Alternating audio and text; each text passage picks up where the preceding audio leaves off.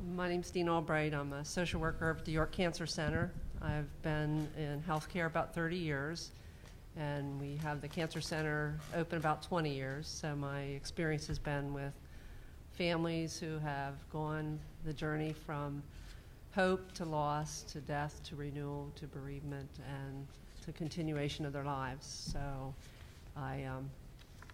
I joined Olivia's House early on because we lacked a resource to help our kids in the center, because the center is very fast-paced and a lot of medical and not a lot of room for kids. So Olivia's House has been a good resource for us.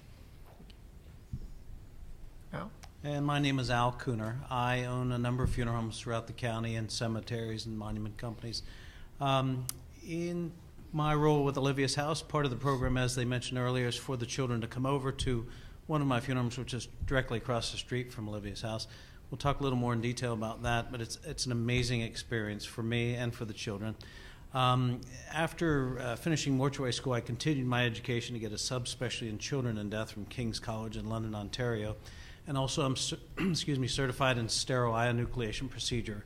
So I remove corneas for transplantation for the Northeast Pennsylvania Lions Eye Bank. So we can touch on any of those aspects as well. Okay, so I've got a slew of questions that were given in our question basket, which I'm going to just kind of direct to one of you, but I know that I can't control you, so you'll all probably jump in and give your piece, which is fine. We do only have about an hour for this, and if there's a question that comes up from the crowd of sorts that you would like burning, just let me know and we'll get that. All right, sound good? Here we go. Okay, so I'm going to start with Emilio because we haven't heard from him in a while. He's playing with his mic. So Emilio, what is your opinion on what age children begin to understand the concepts of death? Well, it's been through research. They say between the ages of 7 and 9, and it all depends on the child's support system, what the child knows, what the child's experienced. That when you say understand death, it's really just understanding the permanency that the person who's died will no longer. They'll know that the person no longer will come back. But we've seen that in 7 and 8-year-olds. I mean, that's just textbook that they say because of the cognitive development. The support system, the type of death, there's many, many factors. If the child was able to witness the death, I know in our county, the national trend by suicide are hangings. So a lot of our children have been able to witness the hangings at a very young age, up until even just that age group, 7 and 9, and they're able to talk about it. But I think understanding their permanency is again textbook, and through research is listening to those kids is between ages of 7 and 9. Okay. Was there a question over here from someone as well?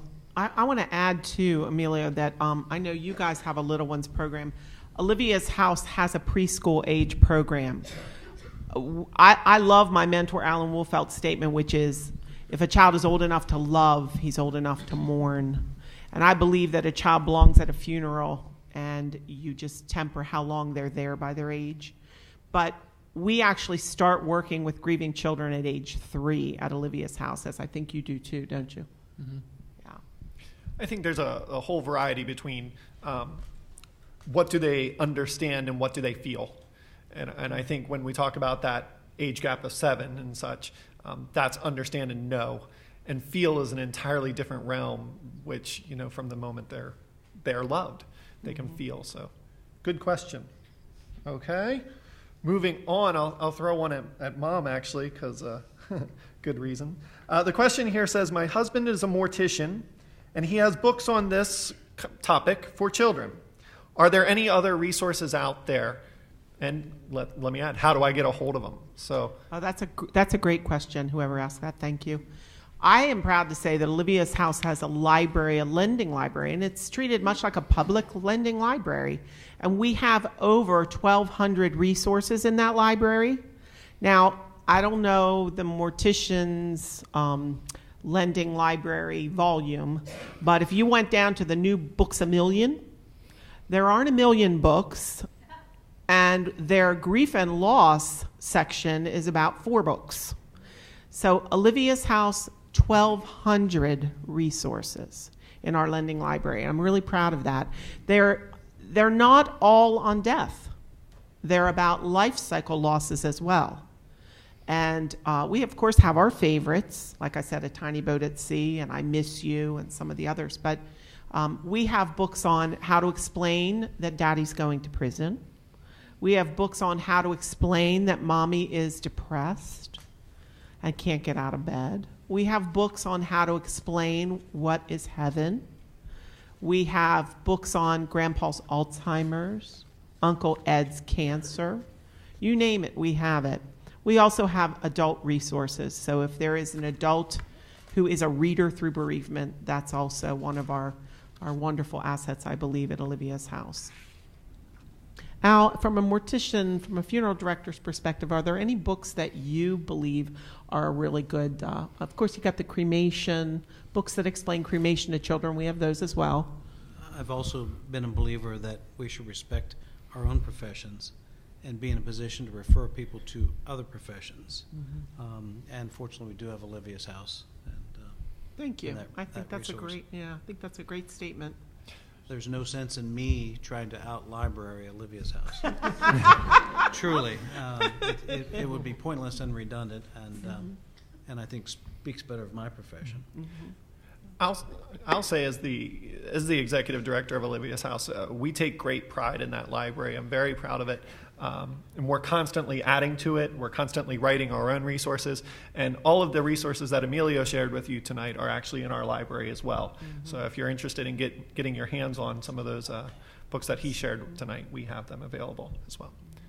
Okay, a question from the crew. Yeah. People have to be in the program to use the No. library? I mean, No, it's a public lending library. Yeah. for people there that can Absolutely. Absolutely. Thank you. That's a great question. It's actually a Public great lending. service we provide in the sense that folks can call with a variety of needs and we'll put a list together. Here are the books we recommend. Here are the things we have. But I do say please call. So, yeah. Okay. I have a question here for Al, moving through that. Actually, we talked a little bit tonight about your field trip that we take across to the street to your beautiful funeral home. So the question I have is, what questions do children typically ask about funerals, and what kind of questions do you get during our funeral home tours? We should probably preface it with one of the main reasons that we bring the children over to the funeral home is because in their most recent experience with a funeral home or a funeral director or a funeral was during a threatening time. What we find is there are a huge number of unanswered questions. Back to the lowering the bed in the casket. I can remember when I was young and my grandmother died, sitting there looking at the casket and looking at the lid and thinking, it's going to hit her face. They're going to smash her face when they do that, and thinking, what happens with this? So we set the stage by opening up the entire funeral home for questions, and there are no things that are off limits. We have a brand new casket there that we take apart. We literally rip it apart.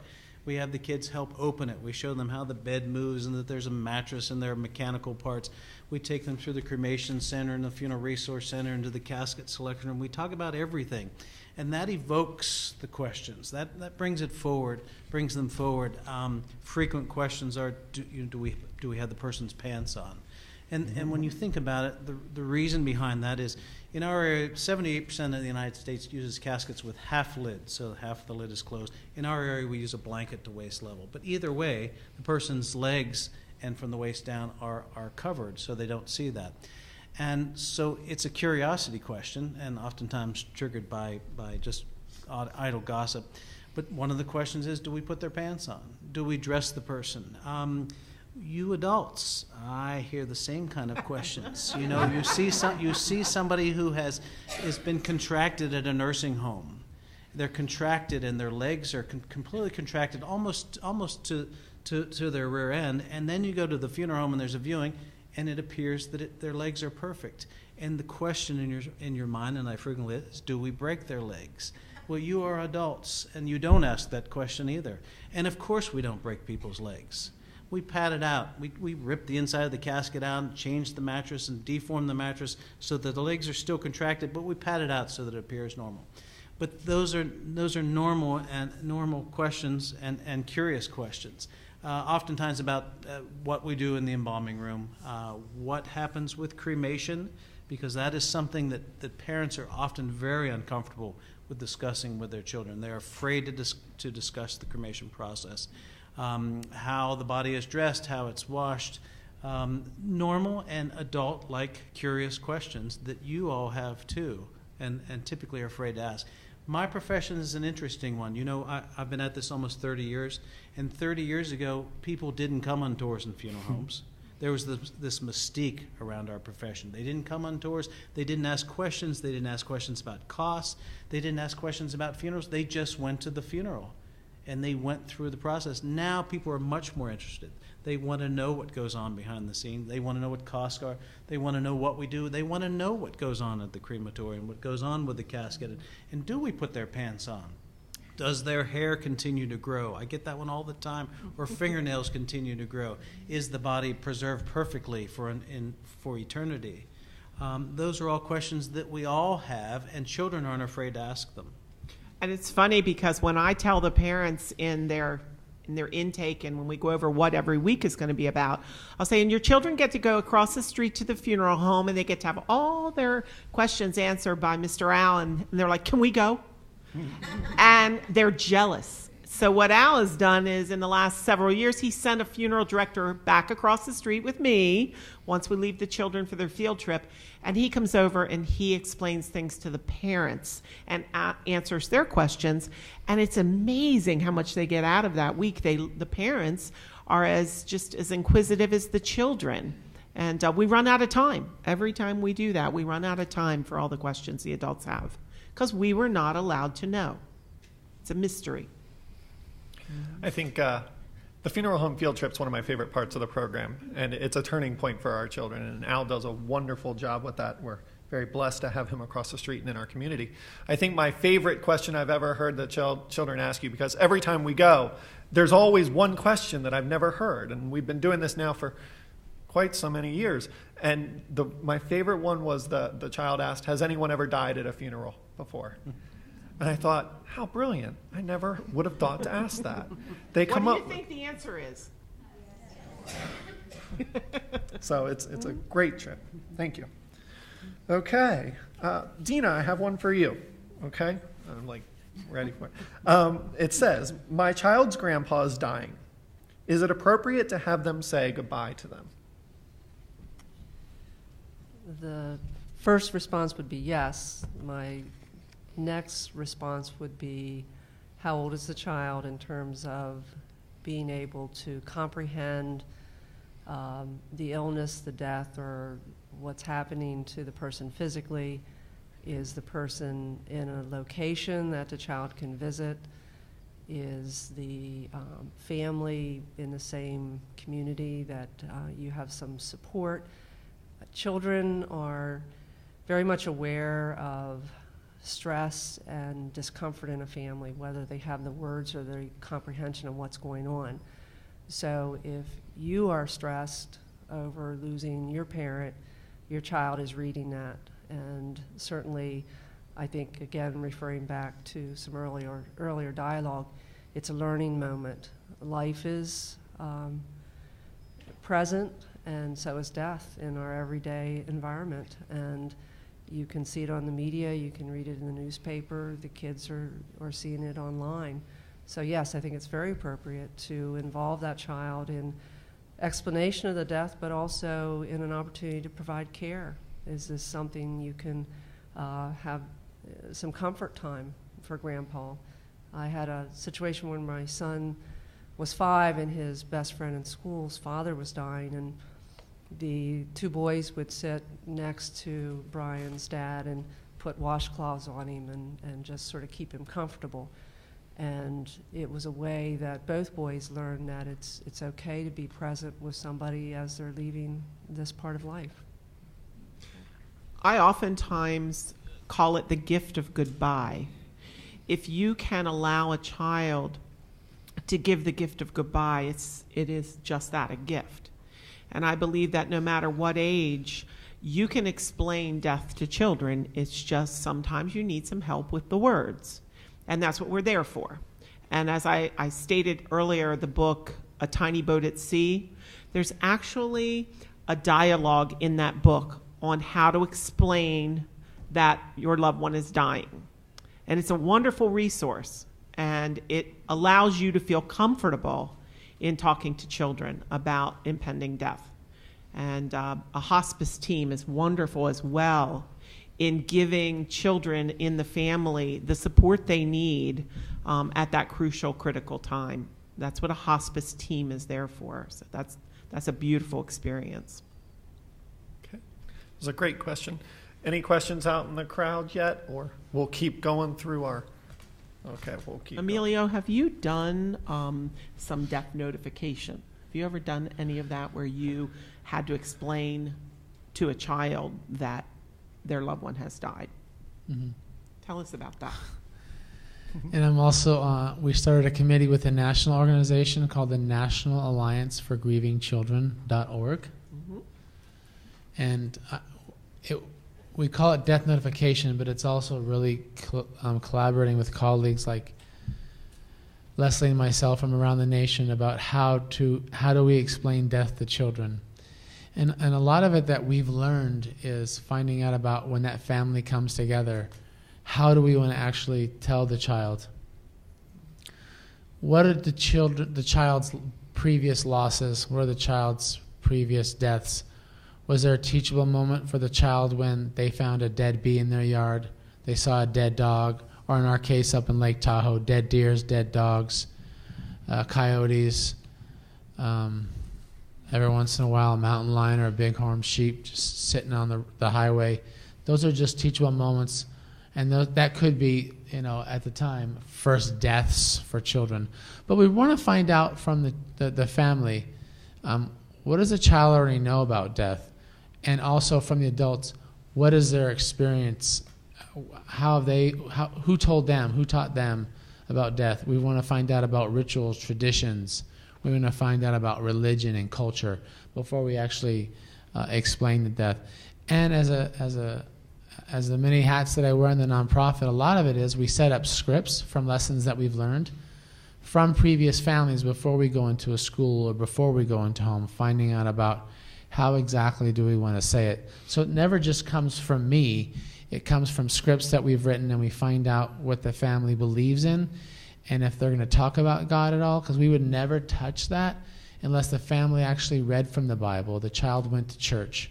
They do believe that dad is now with God and in a happier place, however that's said. And they're no longer in pain. But a lot of it is, when we explain the death to a child is, depending on age appropriate, is the person who has died, brother, sister, grandparent, or the adult in the house, that was in the house, no longer feels, no longer sees, no longer is in pain, no longer hears. And though we're supposed to live for a very, very, very, very long time, your dad, talking about cancer, or your dad, depending on if they died of a car accident, was in a very bad car accident, and sometimes accidents happened. Or the doctors did their very, very, very best to keep your mom or dad alive. But according to the family, based on what they want them to know, it's not so much me as a stranger coming into the household. It's how do we want to say it. And a lot of times people don't want to, leave that blow. They just said daddy died. And the best thing that we know that we've learned is we don't know how daddy died, but we're still learning. Of course, if it's a homicide, we're still learning about the investigation. So it all depends on what type of death it is. But at least we've set that, we're starting that conversation. We put them with their favorite toy. We go to their room. We give them Legos, stuffed animals, Play-Doh. Maybe we'll all eat at the dinner table or in the living room or even, again, on the child's floor. And we let them know that something has happened, depending on the type of death. And then as they get older, like I said, a lot of the kids have witnessed it, so they don't want to be reminded, but they want to know exactly what that is. And they'll ask about suicide. A lot of times we'll ask them what they think happened or what they think is the suicide. Never to underestimate what they know, but also to listen to see what they think they know or what they've heard. So it's a very hard question depending on the type of death, and it really comes from the family how we want to explain the death. But it's not just me. It's what the family wants to do, because I'm no expert. It's just we've come in with this information. How do you want to do it? This is your child. This is your grandchild. I think that's a valuable resource that most grief centers touch on, that most folks in the community don't know. That when you're there and you don't know what to say or how to say it, we're your resource. We're that life ring call, and we can help with all that. So, I also want to share with everyone that I believe that the children that we see that struggle the most are the ones whose family members have died suddenly and unexpectedly. When a child has the gift of goodbye, time to say goodbye, it's more of a natural process of bereavement. And I like to say, I hope I have the gift of goodbye. I hope that I get to say goodbye and leave my kids with the wisdom that I want them to know. I oftentimes, as a hospice volunteer, would say, give me 3 life lessons that you've learned that you want your grandchildren to remember in those tough days. What are 3 things you don't want them to ever lose sight of? And that kind of wisdom that people could pass on was really valuable. And I found a poem on a greeting card long ago, and I kept it, and I always share it. It's called Cheating Death, because I think when you have an illness and it's not sudden and unexpected, you get to cheat death in a way. And this says, while there's time, let us talk of what matters. Let us say what wants to be said. Time has given us boundaries, but also wings to rise above and speak of certain things. While there's time, let me celebrate you and thank you for every joy we've shared, every kindness you have done just for me. While there's time, let me tell you, you will always be with me. While there are stars in the sky, while there are moons that shine, while there's time. And I think when you can give a family permission to talk about the things that they need to say, you've given them a gift, especially a child. Great.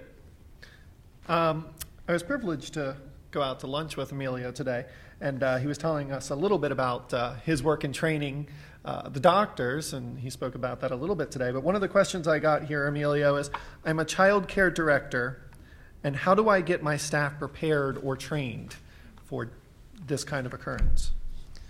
Well, fortunately enough for all of you, there's Olivia's House, because we had to go in our community. We had to go to LA, San Francisco, Pittsburgh, Denver. We had to go find that training for our staff. We had to raise money to go get other training.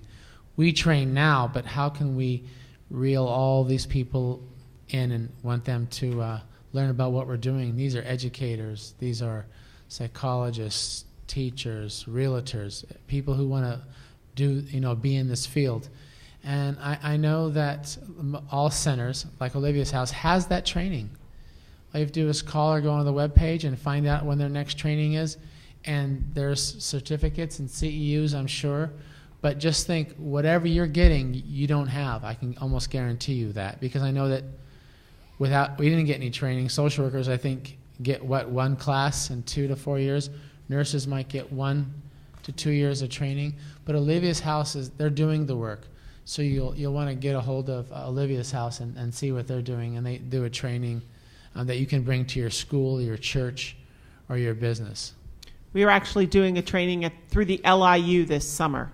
So all you have to do if you are a professional is contact the LIU, and you can attend that training. We'll be doing that in August. But call Olivia's House. I'll give you information about it. Great. I don't have my clock up here, so I'm going to rely on Debbie or someone to let me know when we're out of time. But continuing on, Al, I think this one pertains to you. I have, what does preparing a child for a funeral look like? By me, the funeral director, or by the Let's start there with you as a funeral director, and you're working with a family with a child. How do you handle that situation? I think that preparing the child really, most of the time, is preparing the parent. Yeah. Great answer. And, in 29 years, sometimes you learn by mistakes too, or you learn by experience. But one thing I learned is you can't tell that parent how to parent their child, and you will only get them in your face and confrontational if you try to tell them how to parent their child. So typically, it's fairly polarized. We have people who are very open to their children participating in the funeral and being there during the entire process, going into the children's area when they need to. And then there's the other parent who knows better, and they don't want their child anywhere near, and they know better. It's going to harm them. It's going to be hurtful for them. One of the things we talk about, and very important when you have a situation like that, is having a private viewing without the public there. A time when you can talk about bringing the children and just having them near the space, not forcing them, having the children's area where they can play. And I should back up and say one thing. We talk about what we're doing for the children in having them participate in funerals and viewings. But I also believe that we should never, ever, ever underestimate the amount of support that we adults get by those children's presence. And I talk about that with the parent too. And oftentimes that does break through that very strong resistance. And I do remind them that nobody knows that child better than that parent does, than they do. I acknowledge that and compliment their parenting and concern for their child, but also encourage them to have them there during that private time. And I tell them what to expect. The child will have some natural curiosity, that they may want to go to the room. I tell them that they obviously know not to tell them that they're sleeping, or that not to force them to touch the body. But I do encourage them to have them present in the building. And in each facility, there's ample room that they can be in the building without being in the room where the body is. And it usually naturally transitions in that the child gets closer and the parent becomes more comfortable with that. And as the parent sees that the child is okay with the situation and not screaming hysterically or acting as they envision that they might, the parent becomes okay with that too, and they do realize the strength that they're getting by the presence of that child and how important it is for that child to be there too. So again, to transition the people gently and carefully and not challenge their parenting skills, but to encourage them just to have them participate in some level, and oftentimes it's a natural progression from there. Great. Okay.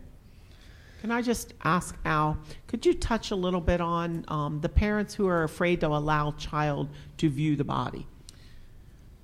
The whole viewing thing we should probably touch on. You know, I heard it today. We talked about how difficult family situations are, and I was faced with one today in one of the families. And, you know, of course nobody likes viewings. Nobody wants to go to a viewing. Nobody wants to go to the dentist. I'm probably the exception. I go to the dentist every 2 months because I like to have my teeth look nice. Nobody wants to go to a viewing. We go to the dentist because we want our teeth to be healthy. We go to viewings and funerals because we need to be healthy. And I've heard every criticism that there is. And you know, folks, the people who are so adamant against viewings, my response is they probably never have really lost anybody close and suddenly. Back to the terrorist attacks. You know, we all lived through that. Even 10 years afterwards, how many times did we watch that video over and over and over and over, each time thinking it won't happen? And do you think that any one of those family members that lost somebody in the terrorist attacks would say no, they don't want to see that person one more time? No way. The most difficult thing I ever have to do as a funeral director, and gentlemen, fathers grieve too, don't misunderstand, but is to tell a mother that they cannot see their child again. A mother's grief is unspeakable. It's absolutely unspeakable. The mother carried the child, and to tell them that, it's oftentimes inversely proportional to the need to view. So again, none of us want to go to a funeral. Nobody wants to go to a viewing. But it is a healthy thing to do. It is a healing thing to do. We are going to continue to deny that. I can't tell you how many times at Olivia's house a small child whose mother was riddled with cancer, who was a shell of what she was, just a skeleton of what she was, said to me, "But she looked beautiful again." Because her hair was done and she had a little bit of makeup on and her nails were done. And it was that boy's mother, and no matter what, she was beautiful. It was that child's mother. And by taking that away from them, giving them that opportunity, we deny that important step to them again. Yes, they're still pallid. Yes, they're still pale. Yes, they're still thin. And our role is not to make them look lifelike again. It is to make them look presentable again. And so by taking that from them, we steal that moment from them. We really do. I mentioned the first most difficult thing I have to do as a funeral director. We'll give it the third most difficult thing, is when I have a family member who has lost somebody suddenly, a spouse or a child, let's say a spouse, suddenly, unexpectedly, and they have had that stolen from them. They've never been able to experience a funeral or a death or a viewing. They have never experienced a dead human body in their life. And they continued that through their adulthood because that's what their parents taught them and they thought it was right. So now they are faced with the worst day of their life because they've just lost their spouse and dealing with a funeral and a dead human body all at the same time. And it is enormously complex, just enormously complex. You just take baby steps with a person. So by doing that, we deny that natural part of life, not one we like, not one we enjoy by any means, and not one we look forward to, but it is part of life. It absolutely is part of life. And we steal that from the children by not letting them participate. So they can be in the space. Let them go at their own pace. We know not to force them to touch the body or kiss the body, but let them be nearby. Let them be nearby so that they're part of it. And even under those ages that we talked about, when they still know something's going on. They still know something's wrong, and they want to be part of that family situation. They want to be part of that family unit and participate in that.